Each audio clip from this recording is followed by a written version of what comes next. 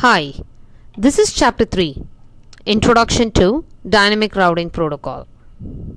You must be wondering, why should you learn about dynamic routing protocols, or how are they useful to you? Well, this chapter answers all your questions about dynamic routing protocols, tells why they are important over static routing, and also provides additional information about metrics and administrative distances which are used to choose a best dynamic route. Dynamic routing protocols provides an alternative to static routing and sometimes are used alongside static routing in larger internetworks. Here you see two different networks. The one on your left is a smaller network connecting three different routers. The one on your right is a larger internetwork connecting multiple routers. When networks grow larger and larger, it is certainly more convenient for the administrators to use dynamic protocols for automatic addition of routes instead of manual addition of routes as in static routing.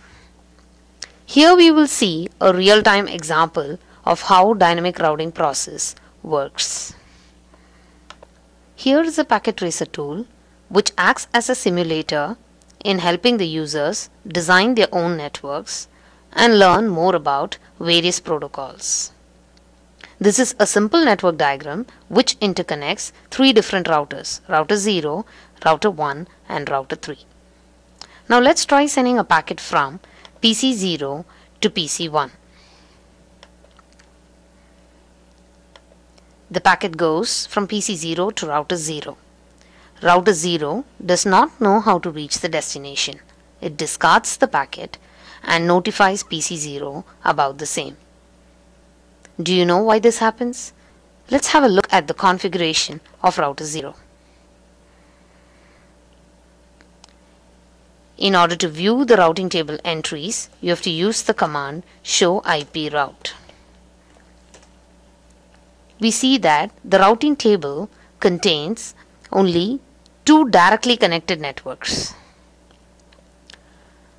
Thus, the router has no idea about PC1's network, which is 192.168.4.0.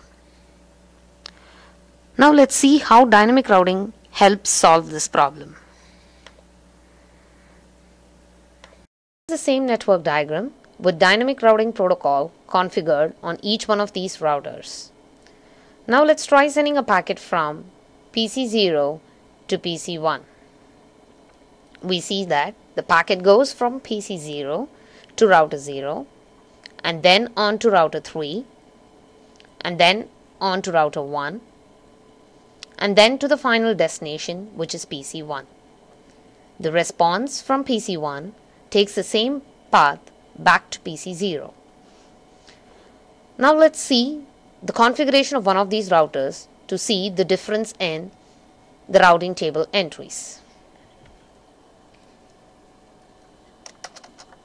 We type in the command show IP route to view the routing table entries, and we see that the routing table is populated with three different entries that has been learnt dynamically.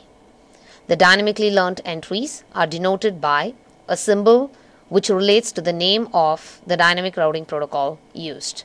In this case, R denotes Routing Information Protocol, which is popularly known as RIP. I hope the simulation has been helpful for you to understand the dynamic routing protocol process.